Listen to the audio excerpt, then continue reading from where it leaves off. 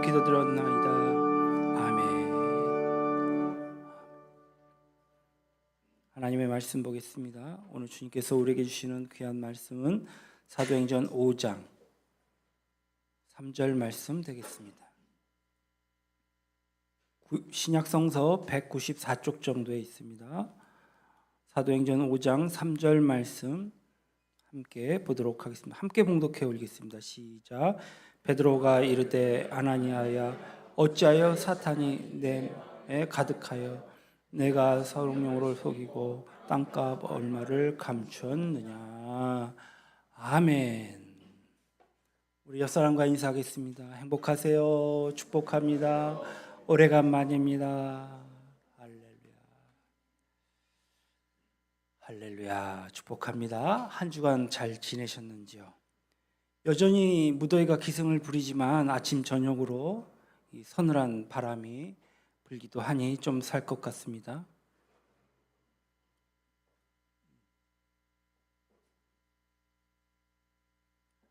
지난 8월 15일은 78주년 광복절로 지냈습니다. 비록 타국의 힘에 의해 가능했지만 역사를 주관하신 하나님께서 우리나라가 일제 억압으로부터 해방되어 나라의 주권을 다시 찾는, 다시 찾게 해주신 뜻깊은 날일 줄로 믿습니다. 오늘 해방을 주신 주님께 영광을 돌리며 정말 박수를 돌려드리고 싶습니다. 마음 같아서는 만세삼창합시다 그러고 싶은데, 그런데 나라가 광복된 일이 부끄럽습니까? 무척 억울한 사람들이 있는가 봅니다. 이렇게 얼렁뚱땅 대충 넘어간 적이 있나 싶기도 한데요. 저는 감히 말씀드리건데 제 평생에 한 번도 이렇게 대충 넘어간 광복절은 없었던 것 같습니다.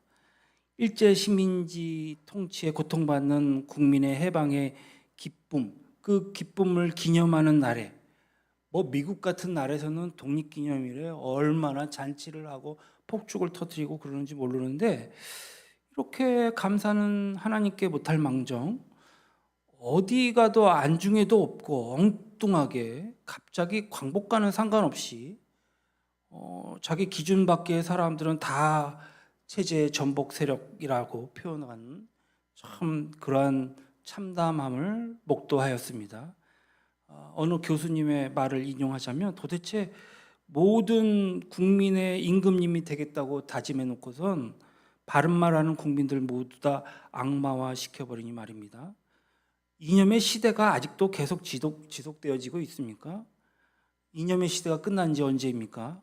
수십 년도 지난 군내에 나는 묵은지를 이 광복절 기념식에서 정치화시키고 양극화에 이용하고 있으니 참으로 한심하고 참담합니다.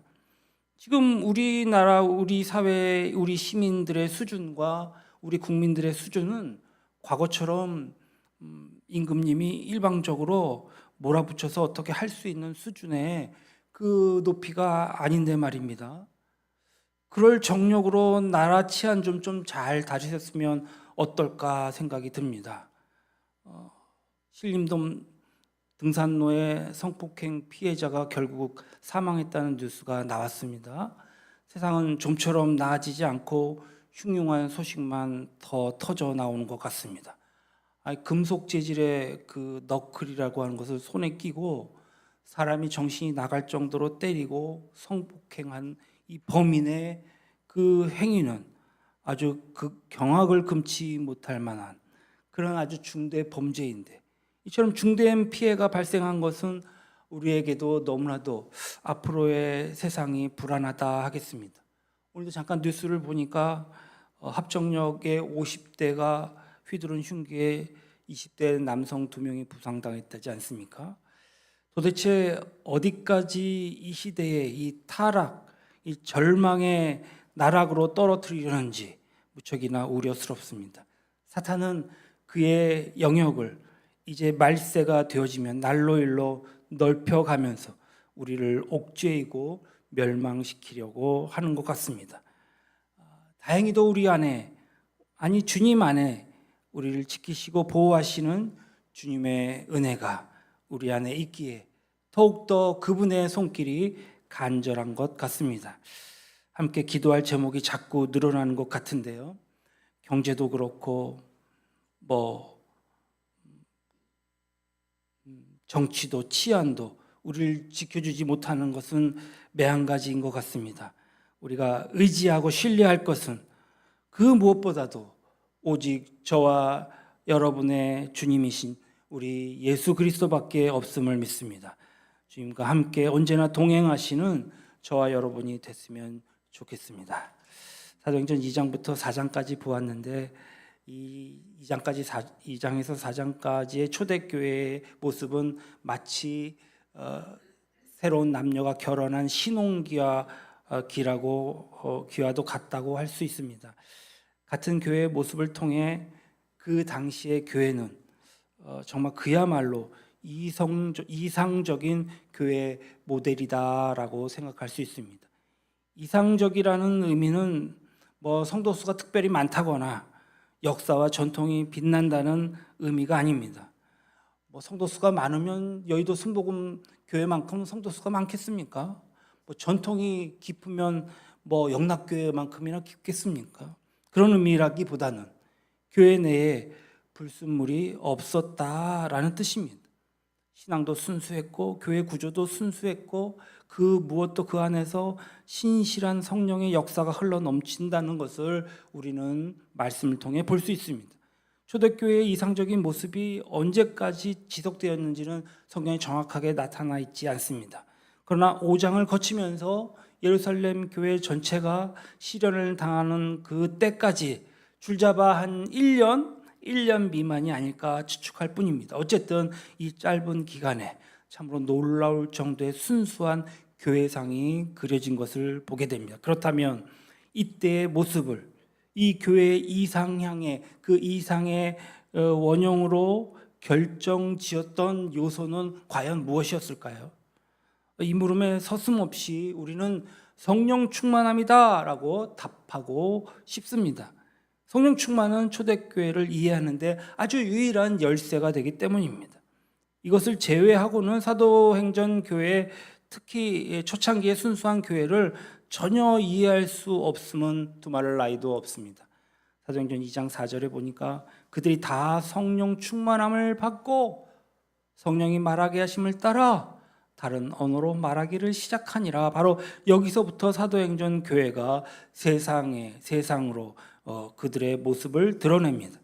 성령 충만하여서 모인 무리가 성령이 말하게 하심을 따라 다른 방언으로 이야기하며 하나님의 크신 일을 나타냈고 예수 그리스도가 다시 살아난 것을 온 천하에 전하는 모습이 시작되었던 것입니다.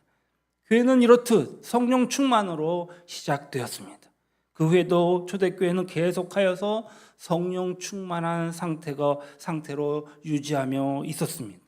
산헤드린 공회 앞에 베드로와 요한이 섰을 때 비록 겉으로 보기에는 모든 면에서 열세였지만 부족했지만 하나님은 그들이 성령 충만하게 하시고 담대히 말을 전하게 하여 주셨습니다. 그리고 또 무리가 함께 하나님 앞에 간절히 기도할 때도 그랬습니다.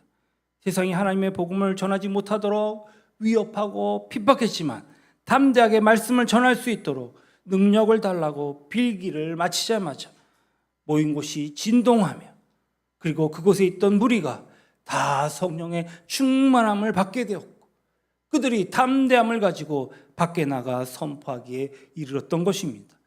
성령 충만함이라는 그 특별한 용어는 사도행전 4장에서만 나온 것이 아니지만 4장에서만 무려 3번씩이나 연속되어 반복되고 있습니다. 다시 한번 우리 생각해 봐야 합니다. 그러면 성령 충만이란 무엇일까? 성령 충만이란 무엇일까? 오순절 불의 혀가 머리 위에 갈라지는 아주 신기한 역사를 성령 충만이라고 할 수 있을까요? 아니면 기도를 마친 후에 건물이 막 흔들리는 역사가 성령 충만이라 할 수 있을까요?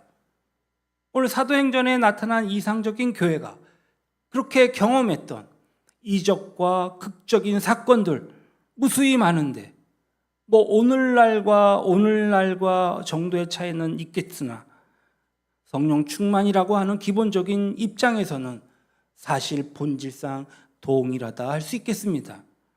성령 충만이 무엇인지 규정해 보라고 한다면 두 가지로 말할 수 있습니다.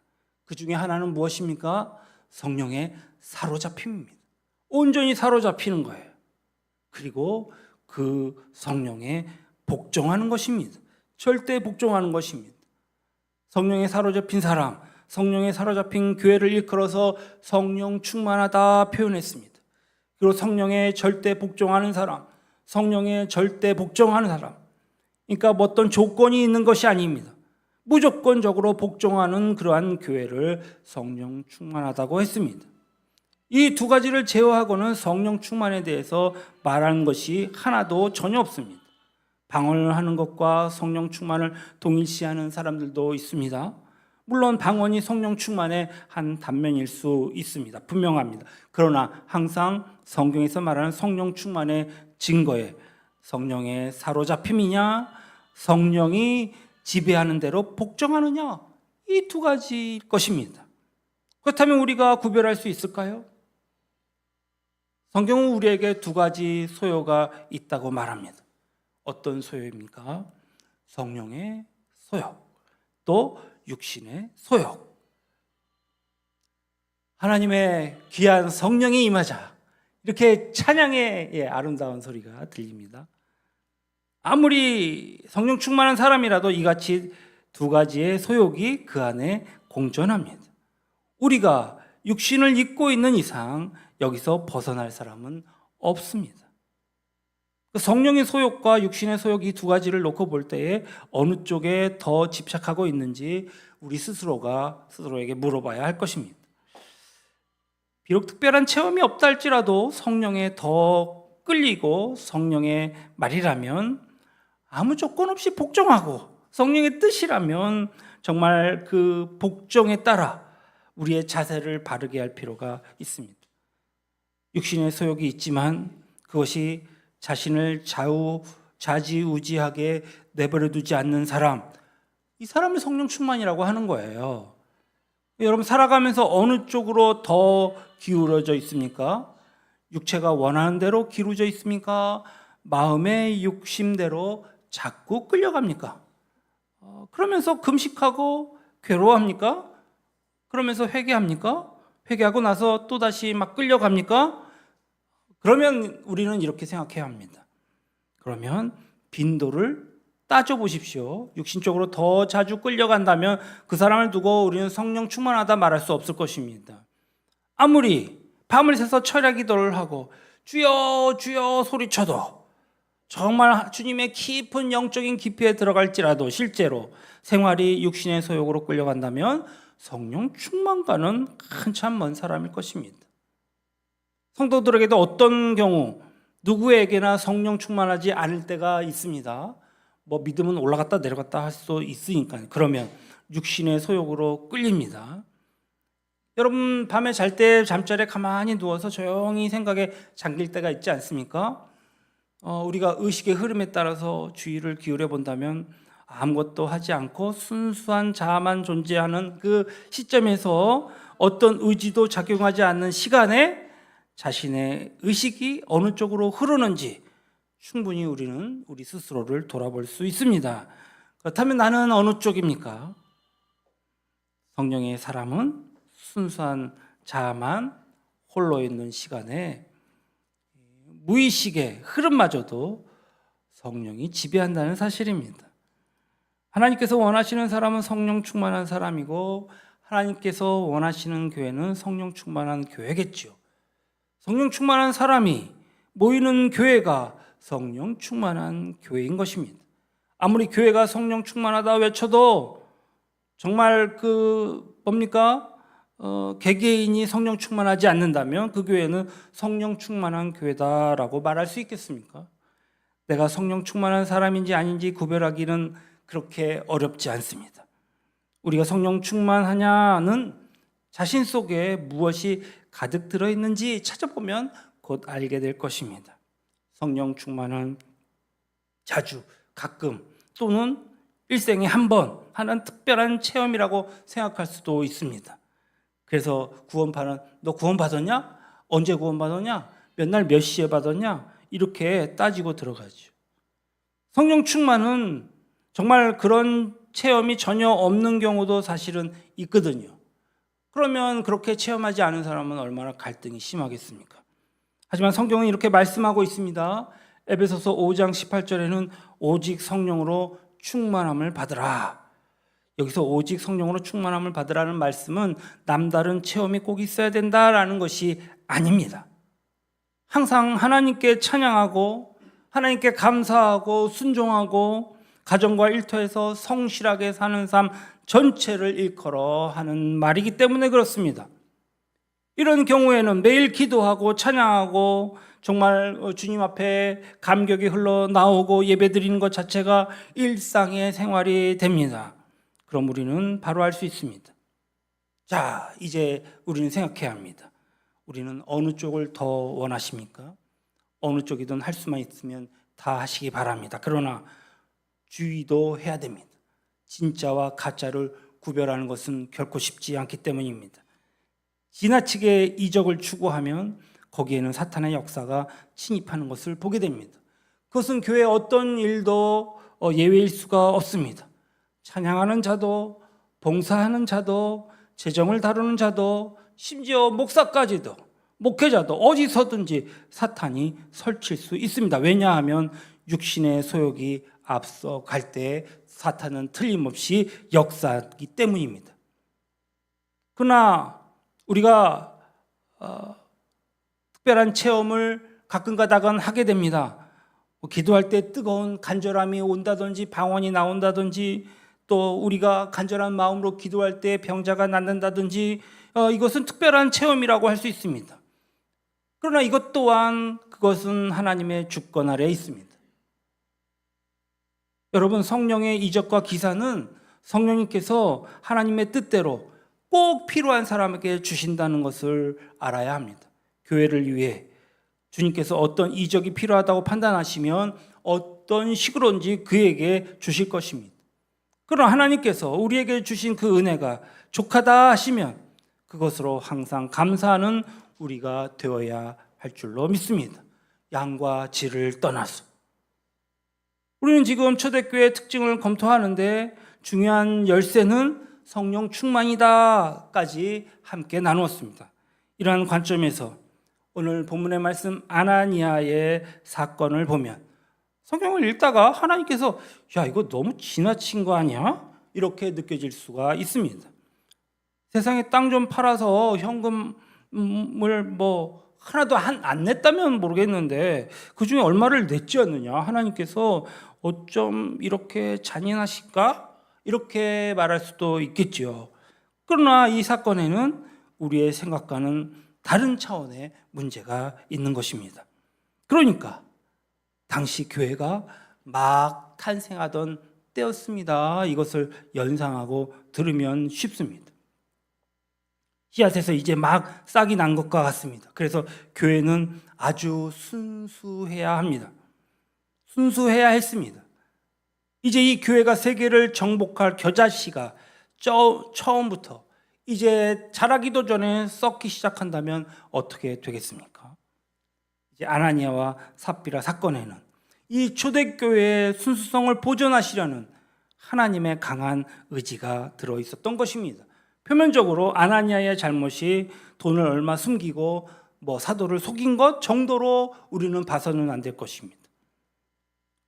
본질은 3절에 나오듯이 성령을 속인 것이 됩니다. 성령을 속였다. 성령을 속였다. 그의 아내 삽비라도 남편이 그릇된 행실을 행하는 것을 막지 못하고 묵인한 잘못밖에 없는 것 같지만 사실 9절에 있는 바와 같이 주의 영을 시험한 죄를 지었다 한 것입니다. 아나니아 삽비라의 행동은 어디까지나 처음으로 교회에 충만하게 임하신 성령께 도전하는 범죄 행위였거든요. 교회가 순결해야만 주님의 명령을 따라 예루살렘과 온 유대와 사마리아 땅끝까지 복음을 전파할 수 있는데 처음 싹이 날 때부터 성령의 역사를 방해하는 불순물이 교회 안에 조금이라도 끼어 있다면 대단히 위험한 일이 아닐 수 없었던 것입니다.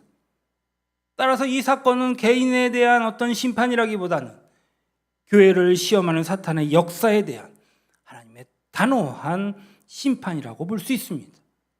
아나니아와 삽비라가 구원받았느냐 못 받느냐 그거는 다음 얘기입니다. 그것을 궁금해하지는 마십시오. 그것은 오직 하나님만 아십니다. 하나님의 주권에 달려있는 문제이기 때문에 그렇습니다. 구원받은 사람이라도 하나님의 몸된 교회를 위하여 용납할 수 없다고 생각하실 때에는 눈에 보이는 징계와 심판은 물론입니다. 하실 것입니다.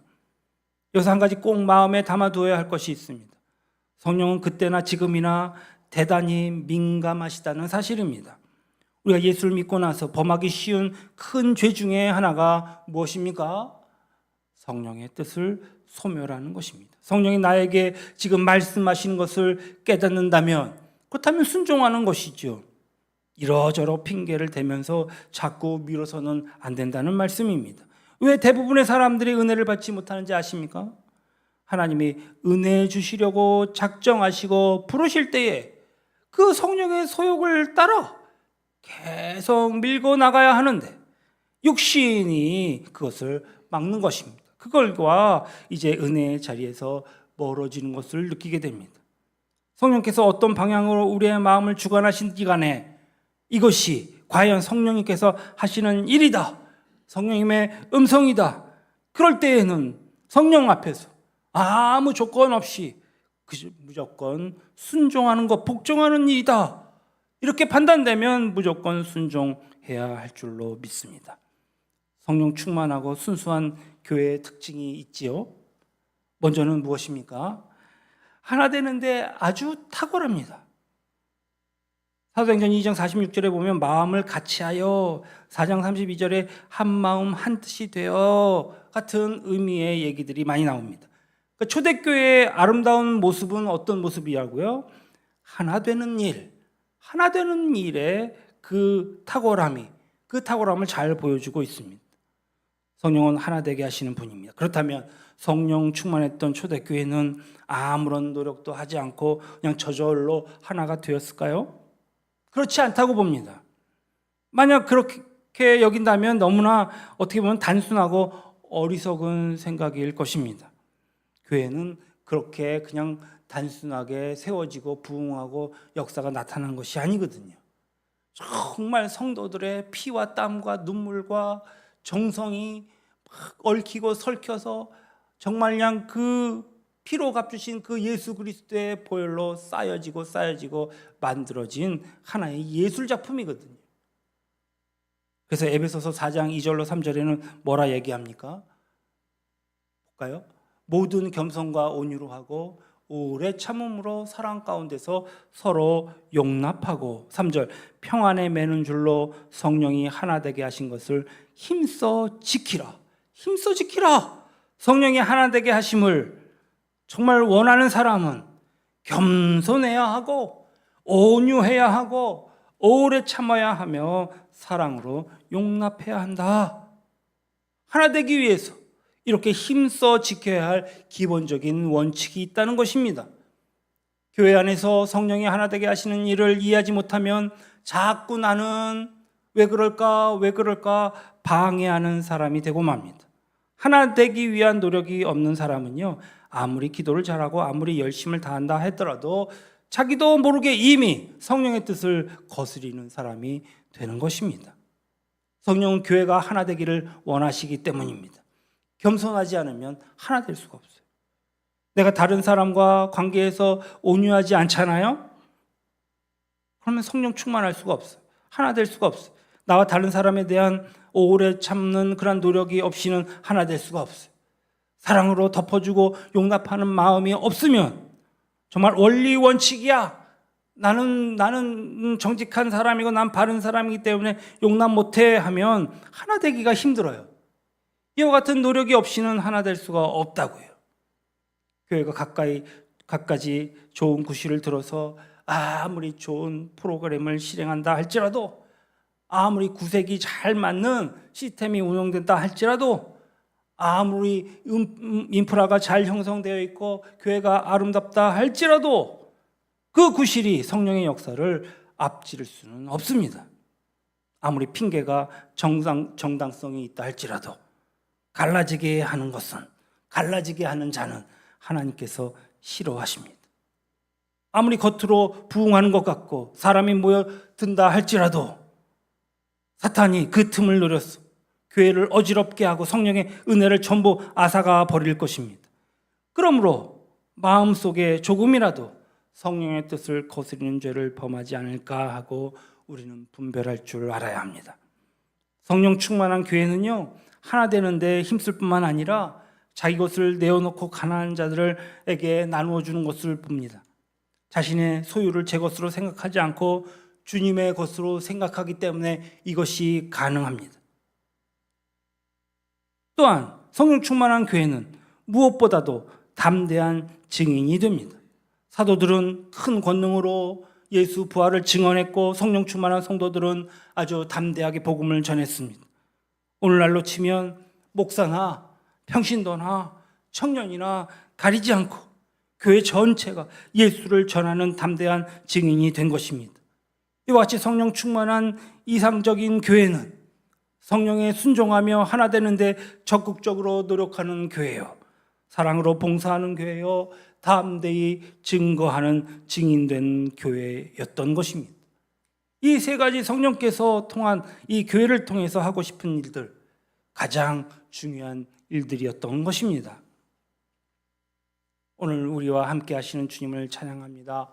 우리에게 믿음을 주시고 우리가 정말 오랜 시간이 흘렀지만 한 번도 변하지 않고 우리에게 귀한 은혜를 주시고 축복하시고 여기까지 인도해 주신 우리 주님을 찬양합니다. 그분은 항상 우리에게 여호와 이레의 하나님이셨습니다. 미리 준비하시고 예비하시고 넉넉히 채워주시는 하나님이셨습니다. 그리고 그분은 우리를 위해 준비하고 계셨던 분입니다. 우리가 영적으로 타락하여서 정말 깊은 잠이 들 그런 위기가 되면 우리 주님께서는 성령의 능력으로 우리를 깨우쳐 주시고 다시 한번 부흥의 역사를 일으키심을 믿습니다.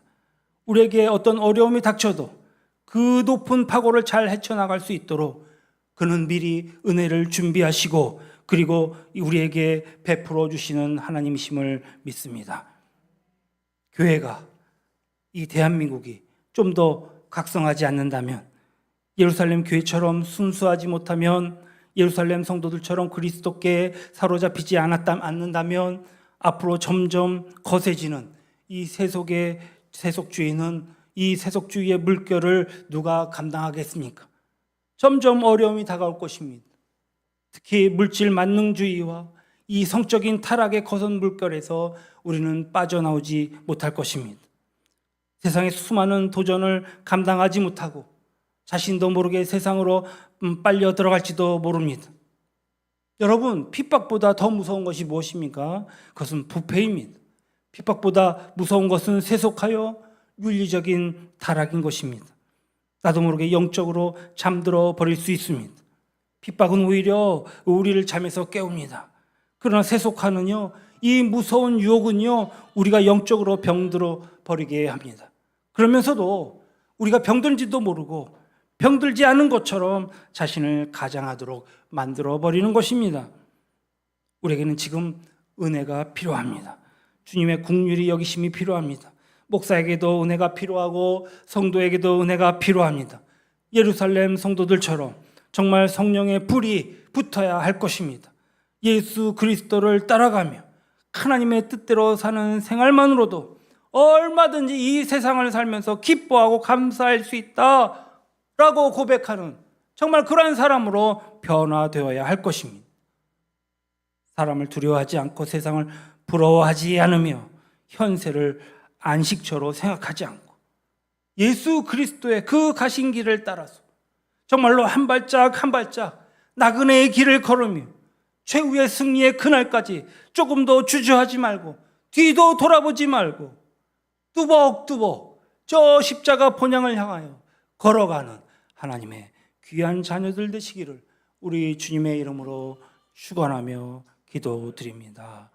할렐루야. 사랑과 은혜가 많으신 하나님 감사합니다. 주님의 은혜가 아니었다면, 주님이 예비하시지 않았다면, 우리를 위하여 준비하시지 않았다면 오늘날 제가 이 자리에 어찌 있을 수 있겠습니까? 주님, 정말 이 마지막 때에 이 정말 말세의 세속화가 파도처럼 밀려오는 이 즈음에 우리를 붙잡아 주시고 병들지 않게 하여 주시옵소서. 더욱더 주님의 은혜가 간절히 필요합니다. 성령의 불을 붙여 주시옵소서. 예수를 따라가며 주님의 뜻대로 사는 하나님의 백성 되게 하옵소서. 감사하며 사는 백성 되길 원합니다. 최후의 승리의 그날까지 함께하여 주시옵소서.